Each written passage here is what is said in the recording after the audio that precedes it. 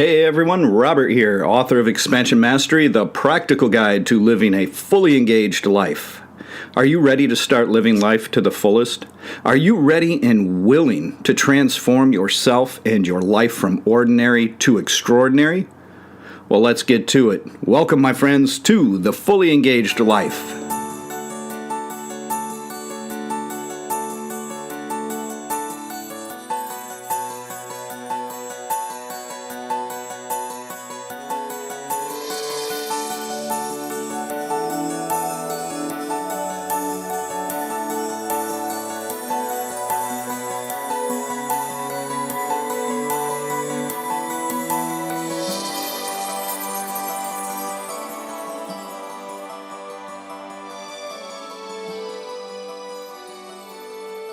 Welcome back to the show, everyone.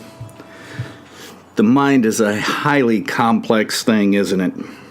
According to many theories, we have various layers of mind. The conscious mind, the unconscious mind, the subconscious mind, and according to some, the superconscious mind as well. It's worth noting that all of these different layers, if you will, of mind have been recognized by spiritual systems, science, and psychology alike. The focus of the mind in regards to spirituality and even self-improvement methods is to transform the undesirable unconscious mental processes and patterns from negative to positive, or to dissolve the unnecessary ones altogether. The mind is typically in a constant state of motion, and it's this very motion that helps to hide the unconscious mental patterns from your conscious awareness, so that you are completely oblivious to the fact that these mental patterns are constantly playing out in your mind. You either don't notice them because you're just too busy thinking all of those thoughts that aren't really yours, or you think that they're your natural mental thoughts and ideas, which they're really not. So we dismiss them this way. The purpose of mental practices in spiritual systems is to bring the unconscious mental patterns into the conscious mind in order to observe them and work on them. In some cases, we transform them from negative to positive so they may better serve us. In other cases, such as with the ego, the aim is to dissolve it altogether. All of these practices that have us working with the mind clearly signify that the mind needs to be transcended in order to know our essence. It is when we're able to bring the unconscious processes into the conscious, we can work with them, we can change them, we can make them better, we can have them serve us more effectively and efficiently, and then ultimately turn the mind off unless we desire to use it. That allows us to come to know our essence. And this is not only at the heart of all spirituality, but it is also the core of living a fully engaged life. You cannot be fully engaged as long as you have these unconscious mental processes causing misinterpretations of reality and reinforcing mental delusions. This is one of the first things, and one of the main things that I'm focusing on sharing here is the understanding that in order to live what I'm referring to as a fully engaged life requires you to get the mind under control. It needs to be disciplined. It needs to be worked with. It needs to be transformed from your master to a tool that you can use when you need to and desire to. This allows us to better tune into our essence, to know ourself, to reconnect and remember ourself, and to live guided by our true self instead of this false self of the mind. It should be noted that mental processes such as these hinder our ability to learn as well as to undergo personal growth. We cannot rely on what we see or hear as being what was actually shown or said when they are colored through our own past thoughts, beliefs, stored images, and emotional attachments. This prevents something called clear comprehension from ever developing. It is the purpose of many forms of mind training and spiritual practice to relieve ourselves of these unnecessary mental processes that serve to program us away from actual reality in favor of the mind's version of reality. And the two of those are never the same. I would like to present to you 3 of these unconscious mental processes. And I'm doing this so that you can understand that they exist, because realizing this is the first step in the process of working with them and correcting them. So when we engage in authentic mindfulness practices, we do this on our own. We come to develop this ability where we can observe these things happening in the mind. And then once we can observe them, we come to the understanding of their origin, as well as the fact that they are not coming from us. So what I'd like to do is present 3 examples of these unconscious mental processes to you. And then what I'm going to do is instruct you on how you can observe and witness them, and then how you can begin engaging them to make the changes that you would like to make that are necessary for you to begin living a fully engaged life as a fully engaged human being, instead of someone who is ruled by the unconscious mind and the ego. Sound good? I hope so, because here we go. I'm thinking I need some theme music for these things so that we can play a little snazzy theme music, and then I can go into giving you the top 3 unconscious mental processes that we want to fix are, and then have a little drum roll. What do you think? Okay, maybe we'll just get to it. Otherwise, I'd end up playing the air drums anyway. So, number 1, the unconscious mental process of identity validation and extension. Okay? The unconscious mind is constantly searching for ways to validate your existing identity that it itself has actually created for you. Now, you believe that identity is you, that that's just who you are, but in reality, it's just a fabricated illusion that the mind has created for you in order to deal with this life of duality in the physical world. In addition, the mind is ever seeking new ways to add to the various layers of your artificial identity. The more this unconscious process can produce in terms of validation of that identity, you know, the person you insist you are, the more you'll form beliefs around this fabrication of the mind and ego. Once you've formed beliefs around it, you have now convinced yourself that it is true, that it is you. The mind is always adding to your story. Of course, it's all delusion, but you really don't end up seeing it that way. The mind works diligently to create this identity through which you experience things as what you believe to be yourself. And as soon as it creates this identity, the ego attaches to it. And this is when duality and separation takes place.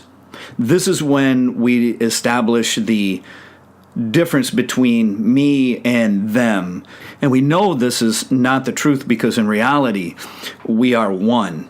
We are all connected. We are all still part of the universal field, the source of all. So it finds all these ways to make you separate from other people, to make you an individual, to create an individual identity, to make you seem special, at least in your own mind. Things like family heritage, your last name, maybe your middle name, your race, your preferences, your dislikes. Indeed, the very way you view yourself arises from this unconscious mental process. This is the danger of unrealized unconscious mental processes and the beliefs they end up creating. None of these things have to do with who you really are. None of those things have anything to do with the real you. Your essence is not associated with any of it. The ego is, and the identity grows in accordance with the ego defining and defending itself. In this way, the ego programs us to believe that we're something we're really not, in order to create an identity for itself more than for us. It's creating an identity for itself. And this ends up resulting in the mind's ability to suppress any connection or recollection of our essence, of our true self. And this process is happening all the time, every day. Some of it's hidden in those thoughts that you have rolling around in your head at the speed of light that you can't keep track of, that are driving you crazy, that won't let you sleep. Some of those things are that. You think they're your natural thoughts, but they are not. Every time you enter into a state of comparing and contrasting yourself to someone else, you are reaffirming your identity. But the thing with these unconscious mental processes is that they're unconscious. They're happening so fast, in an absolute instant, and we don't even understand that they're there. We don't even recognize them. We're not aware of it at all, because this is taking place in the background of our unconscious mind. So the mind is going to continue making up all kinds of stories. It's constantly making up stories about who you are.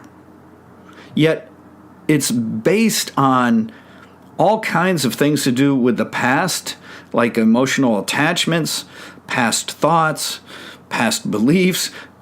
Get the picture, it's all outdated information. It's not you in the present moment. It's who you were, and it will cling to that. And it will continue making stories around that to make it seem relevant. We always hear of people that are searching for themselves, who they really are.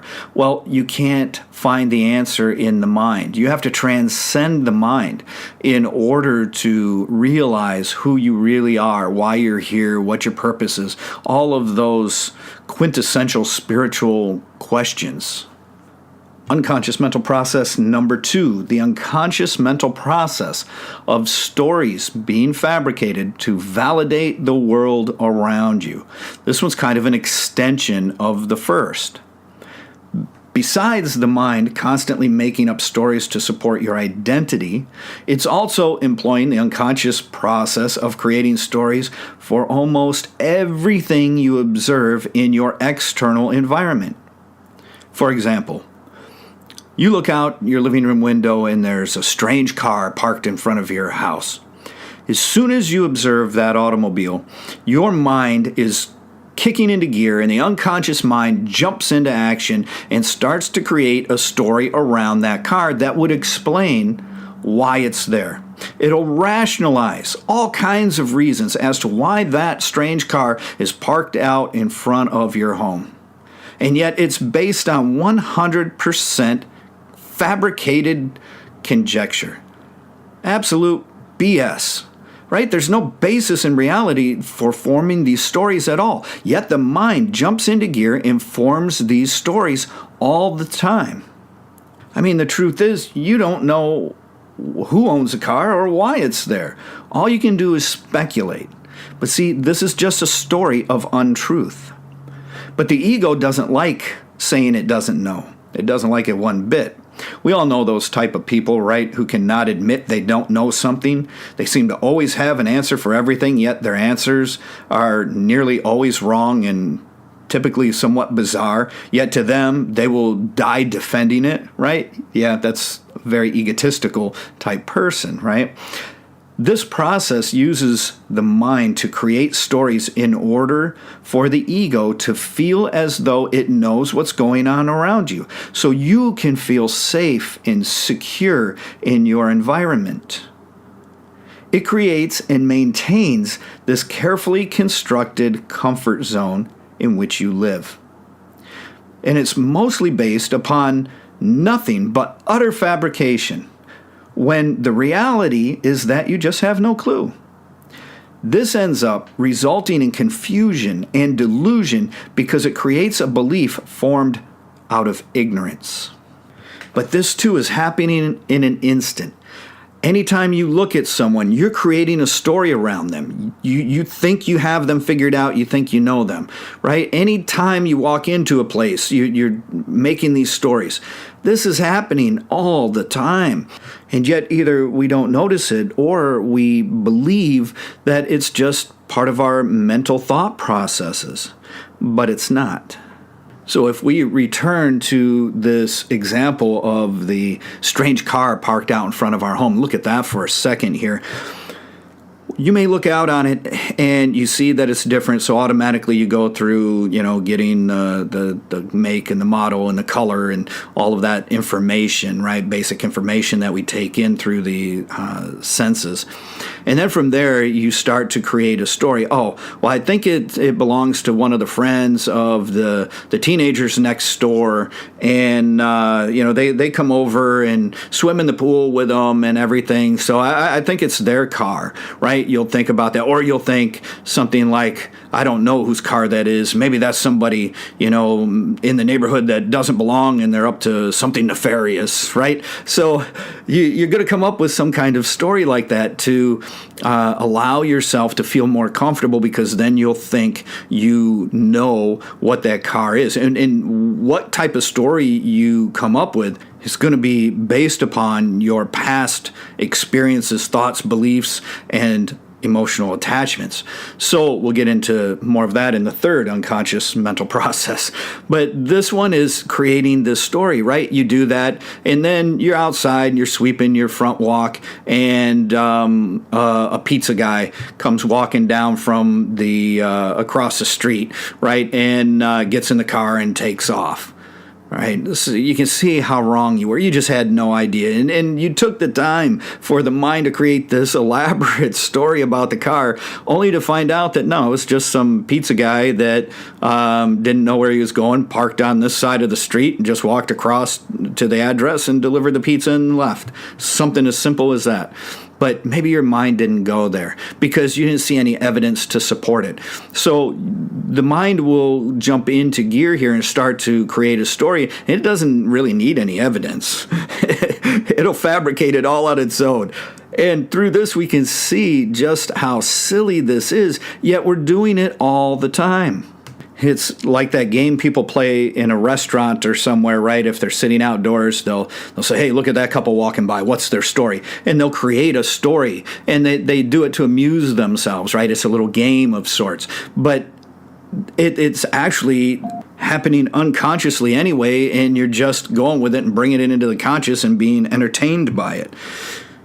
This is the same type of thing, but this is going on all the time, and you don't even know it. And the third unconscious mental process, the unconscious mental process of sensory filters. We rely on our external physical senses to relate to the world around us. And when we receive information through the senses, it's taken to the brain where it's then processed. It's here that the unconscious mental processes kick in.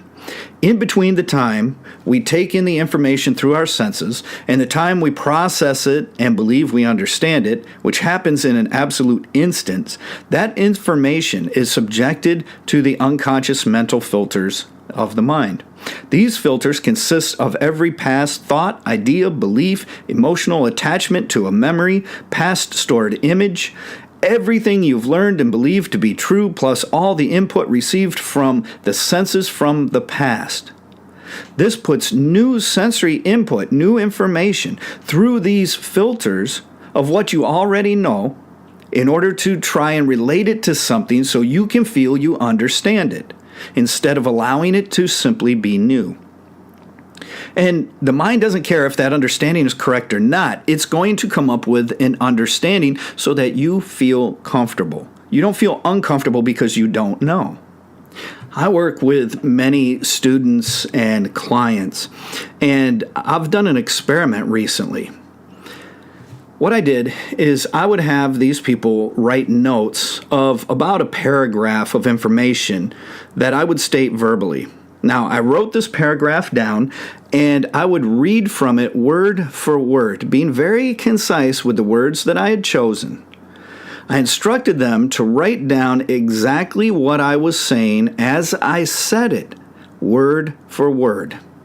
I spoke slowly and clearly and concisely as I read this. Afterward, I asked them to put the notes aside and to repeat back to me what I had said, just from memory alone. No one could do it. Some people were so far off on what they remembered that I really didn't even have any idea what they were talking about. They provided their version of what I said, which, in most of the cases, had a completely different meaning. It was completely wrong. Then I asked them to go ahead and get their notes and read their notes to me. No one had written down exactly what I said, even though the exercise clearly called for that in the instructions. They wrote down what they interpreted I said. This massive disconnect shows our inability for clear comprehension and gives further evidence for why we live in a state of unrecognized confusion and misinterpretation for reality as it is, as our mind creates a version of reality based upon the past and incorrect rational conclusions that it's made. This influences how we perceive everything and everyone in the world. This process conditions us to remain attached to and controlled by our past. It's impossible to grasp what is meant by living in the moment, the here and now, when this is the case, because we are forever chained to our past. You can clearly see how this interferes with the learning process. In my experiments, I've also nailed this down to where I will give about a 5-word sentence. Very, very specific words. And then I'll wait for about 2 weeks, sometimes 3 weeks, and I'll ask that person what I had told them. I've given them a set of instructions in just 5 words, so it couldn't be more simple. And yet, they were unable to follow those instructions. And when they started to tell me what it was that I gave them as that set of 5-word instructions, it took them 2 or 3 paragraphs to try and explain it, and they were so off base. I have no idea how they ever came to that conclusion. And this mental process, too, is happening in an instant. You have no idea. It's like happening in between your thoughts or in the background of your thoughts, where everything that you're taking in is being put through these filters of the past, of familiarity. And if you think about it, this keeps our world very, very small. Because how are we learning new things when we're constantly relating it back to what we already know? Because there are many things we just don't know. We don't even know they exist.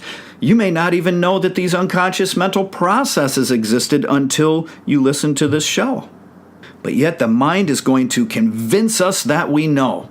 Doesn't care if it's right or wrong, if it's true or false, just as long as it can convince us that we know. So we feel all warm and fuzzy, tucked tightly in our little comfort zone. And this is why no real personal or spiritual growth can take place in our comfort zone. We must step out of it. We must go into the realm of the unknown. We must be willing to say, I don't know, but I'd like to experience it and find out. I have to come to embrace the unknown. So the bad news is we have these outdated, unnecessary mental processes that are happening, and they're keeping us attached to the past and a sense of separation through the mind, creating the world of duality. So that is keeping us anchored firmly in a part of reality that is opposite from spirituality. However, the good news is that authentic spiritual systems found a way to free ourselves from these things, which results in our ability to live a fully engaged life, a more awakened life. So what I'm going to do is I'm going to give you the first step in the process today in this episode. It's a multi-step process. And I'm going to give you the first step because this is critical. This is absolutely critical to your success. And if you can work on this and engage it correctly, according to my instructions, right? If you can do that, if you can hear what I'm actually saying, that's a good thing about a podcast. You can listen to it over and over, right? And hear the exact words. Then you can become free of these things. And then in the next episode, I'll give you the next 2 steps and you'll be all set. Okay, so the first thing is this. You need to become aware that this problem exists. In this case, it's the unconscious mind's mental processes. We can't fix a problem that we're not aware of, any more than we could ever interact with a process that we don't even realize exists. Authentic mindfulness practices teach us how to observe these types of unconscious processes in order to bring them from the realm of the unconscious mind into the realm of the conscious mind. And this is absolutely critical. This is key to understanding this process. A very practical way to perform this is to make yourself aware that this sort of thing actually exists through ways such as this podcast show. Now, because of what you've listened to here, you have an idea that they exist, right? So you have the knowledge. But the knowledge doesn't do you any good until you know it for yourself. And the only way you can know that what I'm saying is true is to experience it for yourself, your own direct personal experience with the material. This ends up going into a type of wisdom. This gives you this attainment of wisdom for it, because now you have the knowledge and you have direct experience with it, and the result of interacting with that, actually taking action and engaging it, is wisdom. And they have a term for this called samyama. And so there's an actual term for what we're talking about here. That's because this is an authentic practice. So the first base is covered already, right? You've already got it. So you are aware of the existence of these 3 unconscious mental processes. So you are aware of them. You know about them. Okay?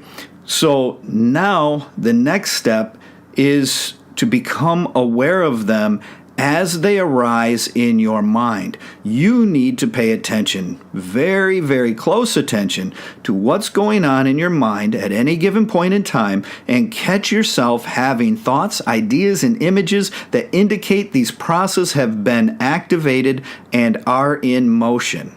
Okay? So you have to remember, whatever it is, you can wear a certain bracelet, a certain ring, or whatever, and whenever you see it, it triggers your memory to pay attention, and then you notice one of these 3 things arise. Catch yourself telling yourself a story about your identity, who you are. Catch yourself making up a story about someone or something in your external environment. Catch yourself putting input that you're trying to learn through these sensory filters that keep you attached to the past. So you pay attention to them, and you notice that, oh my goodness, there it is. My mind's actually doing that. Look at that. It's actually happening. When you do this, simply observe it. Don't interfere with it at all. Just witness the process. Let it happen. Okay? Don't interfere. Don't try and stop it. That's not how you're going to fix it. What we want to do is fully observe it. Witness the process. That's the experience. And this first stage is to experience it. From that experience, you will go, he is right. There it is. Now I know for absolute fact it's happening because it just happened in my own mind. And then you'll be able to find it with any one of these 3 examples, or maybe you're able to work with all 3. If you can, fantastic. But if you can get it with one, it's much easier to then begin noticing the others. So you want to experience for yourself the truth of this and develop the ability to identify the origin or cause of these mental processes. Because the misinterpretation of reality, the creation of fabricated stories, this causes suffering. And the way to get past this is to develop clear comprehension, to be able to see things around us as they actually are instead of as the way the mind is trying to interpret them or create them to be. This practice of learning and observing is the first step to consciously working with these mental processes. Okay, so that's the idea. Step one is to learn of the existence of the problem and then observe it. Simply observe it. Just witness the process, but be there. See, that act alone of observing brings it from the unconscious into the conscious mind. All you have to do is observe it, right? It's kind of like some quantum physics theories here, isn't it? So that's all we have to do is, as long as it remains hidden away in the unconscious mind where you are not aware of it, it's just going to keep playing and playing and playing for the rest of your life. But if we can recognize that it's happening, the moment of that observation, it ceases being in our unconscious mind and is brought forward into our conscious mind. From there, we can observe it, we can understand it more clearly and truly get a true interpretation for what's going on. And then from there, we will begin working with it. And I will give you the next stages of that in the following episode. So this is critical. Get this first part down. If you can do this, then you're ready to go. This is 50% or more of the process right here. This might even be 70%. Working with it's easy, but being able to bring it from the unconscious into the conscious mind is the challenge. But you know what? You can do this. You can do this. And when you do catch your mind engaging in these unconscious mental processes, don't become frustrated or angry with yourself. Don't be disappointed with yourself. It's a natural state. And what we're going to do is just accept that it's happening, and from there we can work with it. We don't want to create anything negative around it because that will create resistance to working with it in the next step. So be very careful and do your best not to form any judgments around it. I find myself being amused by it. When I was going through all of this, that's what I did, is I'd notice it would come up and I would have to actually physically smile. And inside I was like, well, look, there it is again. And then I'd watch it and then I would see the absolute absurdity of it. I mean, it's a comical story that's created. And I would notice that that's happening and I would have to laugh. So keep it light. That helps you work with it more productively. Besides, there's just nothing in life that we need to take that seriously anyway. So relax and enjoy yourself. Work with this. Have some fun with it.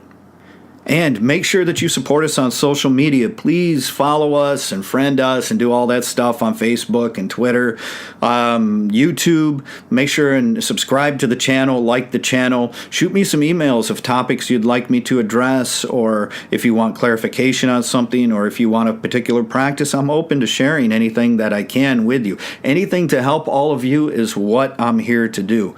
But right now, it is imperative that you share these podcasts. You got to share them on all of your platforms. Put them out every way that you possibly can. I'm not fishing for an increase in numbers. What I'm fishing for is for real, authentic spiritual practices to get into the hands of the people so they can use it, so we can engage in this consciousness shift that is here. It's taking place. Are you going to be part of it, or are you going to be left behind? Are you going to help the others that you care about in your life be part of it as well, or are you going to leave them behind? Now is the time. We have to get this material out there. Encourage them to listen to it. Work with these practices with them. I don't care, whatever it takes.